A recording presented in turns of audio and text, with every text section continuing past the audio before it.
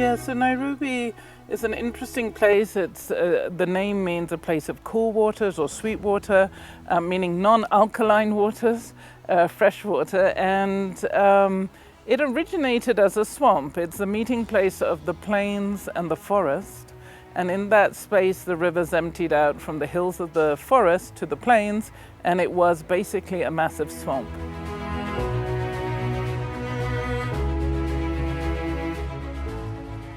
So actually I became interested in urban environments when I was working here in Nairobi, and just trying to get to work every day was an obstacle course, and I could never find my way. Every day it changed. Every day the roads changed because of the amount of construction, both of roads and infrastructure happening at the time.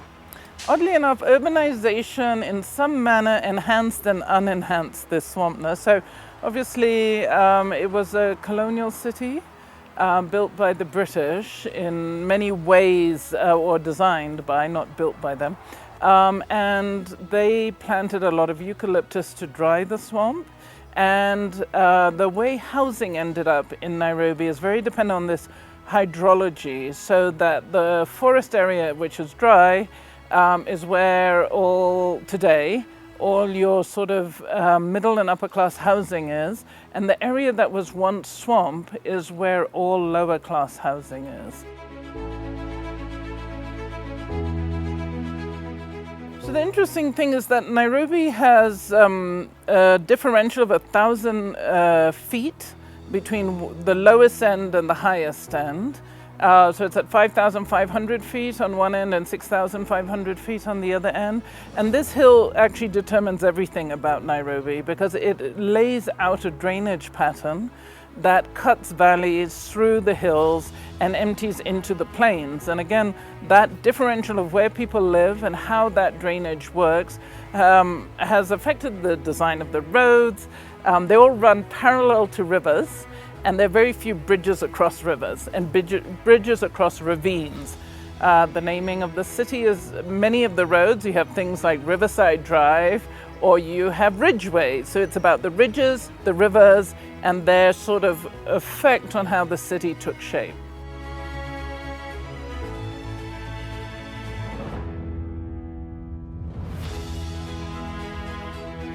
So Nairobi has really grown in size since when it began, just over 120 years ago.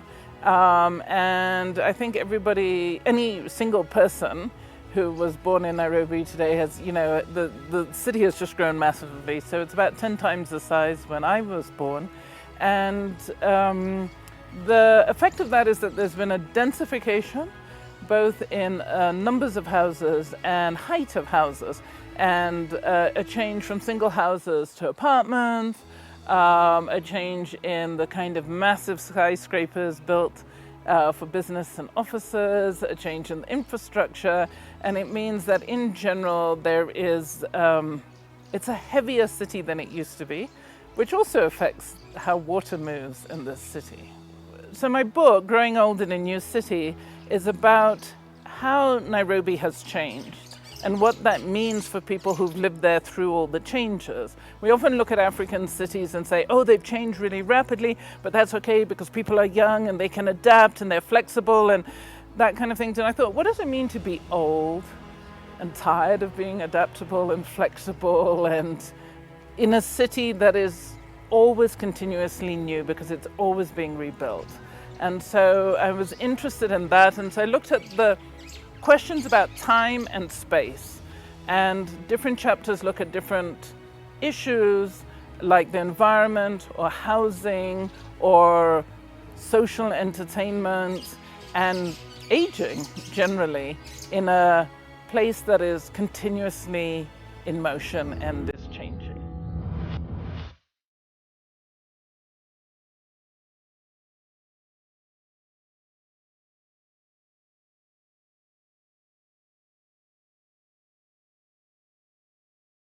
So because I was trained as an anthropologist, I like to think about how society changes, how cultures change, and in particular how our desires, our economic abilities, affect the world around us. And I think this is the most interesting part of the story of the city of Nairobi. We who are living in the city have changed, and our ability to buy things and discard things have changed. Our ability to, our wants and desires for a better road, a better, a city that looks modern and new, and that we always have these, interestingly enough in cities, everyone talks about, we're going to have the highest skyscraper, and this is going to be the tallest, the tallest, the tallest. And the question is, what is that doing to the actual ground upon which those skyscrapers stand? We often, in environmental activism or something, talk about growing trees, and definitely we need more trees on the sidewalks because it's too hot in Nairobi. But it's also a question about, let's rethink concrete, let's rethink plastic. Because it's not just a matter of planners. It's not about planners actually have to rethink how they plan cities, and they have to involve people who understand culture, understand population dynamics, understand the way that people might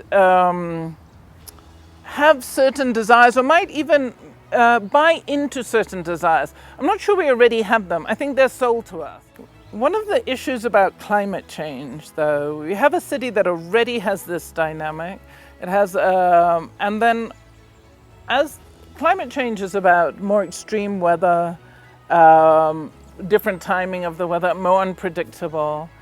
And you can see that you add that on top of this equation, you see if it rains much, much more onto all these concrete structures, and your planners haven't planned for the possibility that the issues of water in the city will massively change. You will have a real problem. And I think this is a problem that will hit all cities in the world.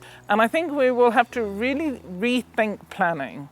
Rethink planning both with the notion of what are we aiming for in a city, but also in how do we hydrologically make a just city. Logically make a just city. What would be something that might help in making Nairobi more hydrologically just? And there are big sections along the Nairobi River that are green spaces, and they've been under better protection recently than they were in the past. But basically you could run most of the length of the Nairobi River as green space, a green corridor. If you look at any of the rivers with a Google Maps, even, I was going to say a satellite map, but you don't need that. You know, the Google map is a satellite map. You'll see these lines of green, and that's where the rivers are. And that's the easiest way of actually seeing them, because some of them are not actually mapped well. But in thinking about catchment, so where do things run off? How would you do parking lots differently? How would you also do drainage in the city? How would you allow swamps actually? Rebuild the wetland at City Park, rebuild other points of wetlands so the water doesn't just rush down the hill, it actually stops at moments and pauses and waits and says, hey, I like it here, let me just go in the ground here, you know? How would you'd try and make these areas that were once agricultural still absorb the water that is coming off the hills, and allow it to wait and pause a bit. You might also think about what is the relationship between up the hill and down the hill. And for those who can't afford, you know, the construction, everything else to make their banks of their rivers safe, or even the space where that river will move to actually tax people up the river so that you can provide for that downriver safety and green that space. A lot of it has been put gabions, but gabions is one way of holding back water until it decides to take a different route, right? But green spaces absorb it in and take it in.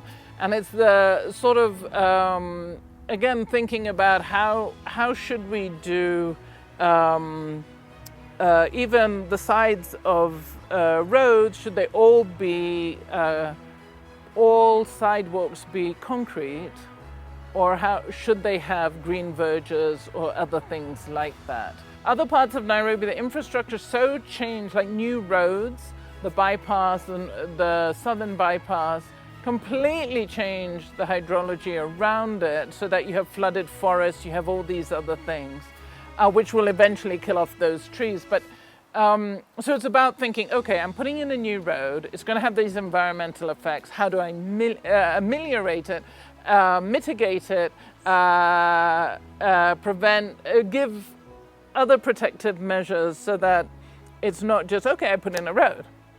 It's not just the road.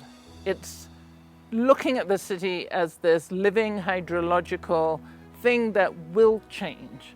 And I think mainly it's about all of us taking change seriously. The city is not standing still, even though we have the impression that it is. We're not the only ones moving forward.